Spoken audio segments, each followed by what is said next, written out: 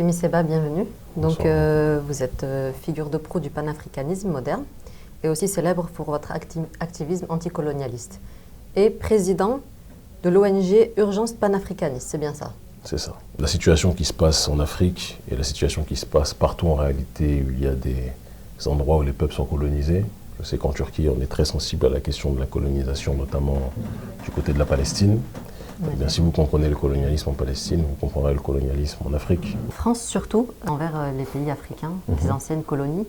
Pourquoi plus particulièrement la France que les autres pays? Parce que c'est la France qui profite le plus, qui, de par l'histoire, a fait du Sahel son précaré, et qui, de par notamment le système du franc CFA, a fait en sorte que l'espace, entre guillemets, sous influence française, était un espace où toutes les ressources naturelles et les ressources minières leur revenaient de droit.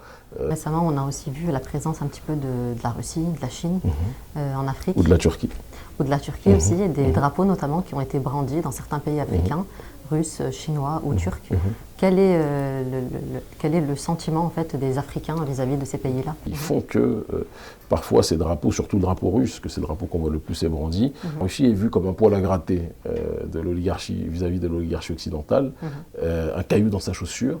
Et donc c'est comme un geste de défiance aujourd'hui de brandir le drapeau russe, une volonté de provocation vis-à-vis de gens qui pensaient être des entités colonisatrices. Donc je pense que c'est dans ce cadre-là que s'inscrit la chose, mais la Russie ferait une erreur que de penser que parce que les Africains brandissent les drapeaux russes, cela veut dire que nous pensons que les Russes sont nos messies. Il n'y a aucun autre messie pour l'Afrique que l'Africain lui-même.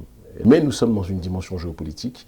On est à l'ère, je pense, de l'effondrement d'un ancien ordre mondial qui était unipolaire, l'Occident, qui imposait sa volonté auprès de toutes les nations.